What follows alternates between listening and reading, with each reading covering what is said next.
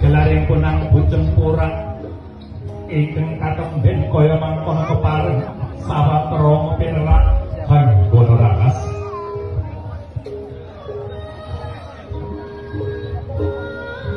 mawaneh dumadining punang bujeng pura dumadi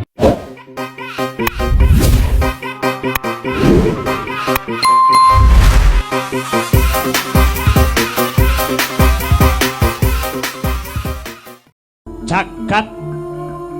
kebak sesambat awet budi dayane manungsa kang nerak garising syariat ora wedi dosa kelawan walat tan metung rengkaning jagat nadyanto ngelangkai kudrat watone kuat glawat mbuh dadung mbuh kawat tekate mlumpat mburu dalan maksiat bebasan derajat pangkat wis oncat nyawa wis arep pecat esuk sambat sore sekarat ewadene males mertobat ing mangka wis ana tengara lamun makarya minangka sarana nyadong paringe kang kawasa ya mung bawane watak srei ora ngudi ajining diri mung uja kareping ati lumuh ngaji sungkan aliti kakian melek gendong lali lumuh amal mentengke royal nyukupi butuhe karep kerep korup mung golek urut kelakuane kaya wong wasis tanduk aris ulak manis pamriye mung golek klimis kanggo nutupi lambene sing lamis nanging eling-eling lamun kridaning manungsa tan bangkit ngasorke purbane kang kawasa sugih miskin apes murka bejo cilaka minangka sandangan sapa temen kanjen keringan sapa sinuh bakale kewirangan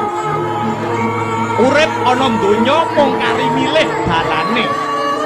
dadi wong nekat apa wong trima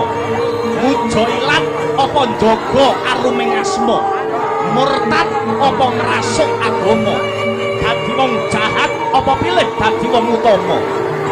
Semar bangun kayangan dadi lakon militan sak rampunge lebaran aja mung bangun lair nganti batin lan jiwane ora kepikir goro pedhut peteng ngalimputi praja Ngamarta kawula cilik dirampok bandane wong cilik dibegal nyawane ditindes nasibe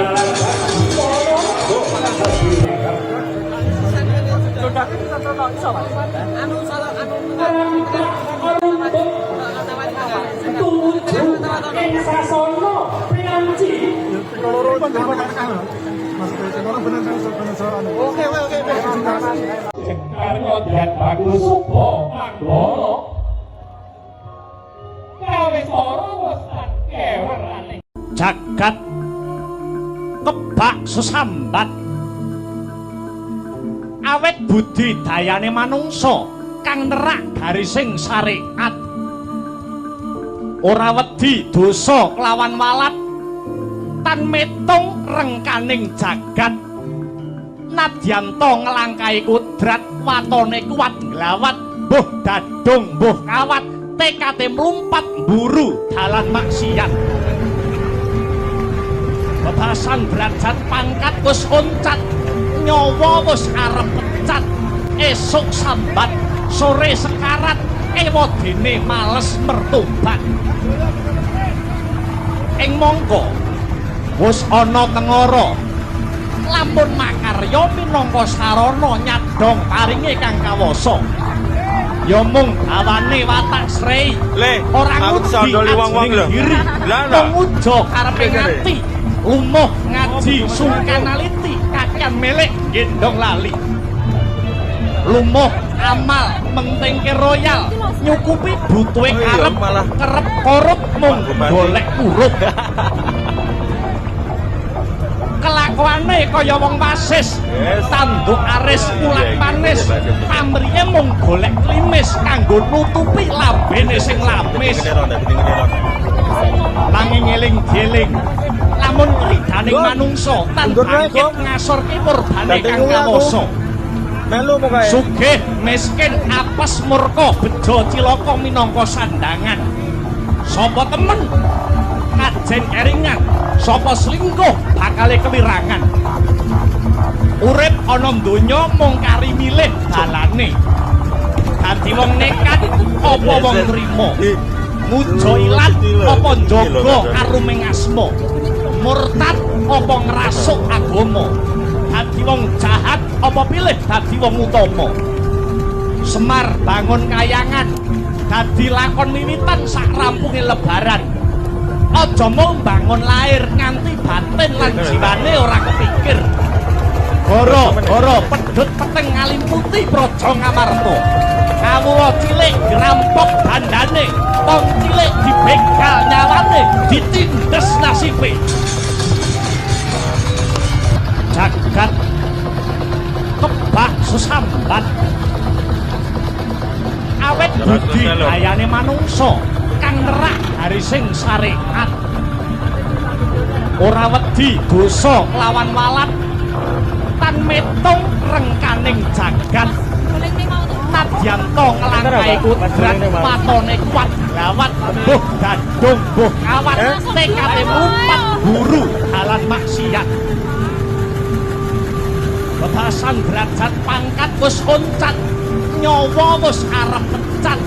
esuk sambat sore sekarat ewadene males mertobat panas ora apa-apa ing mongko nek ora ireng tutuk sebar wis ana tengara lamun makarya minangka sarana nyadong paringe kang kawasa ya mung awane watak srei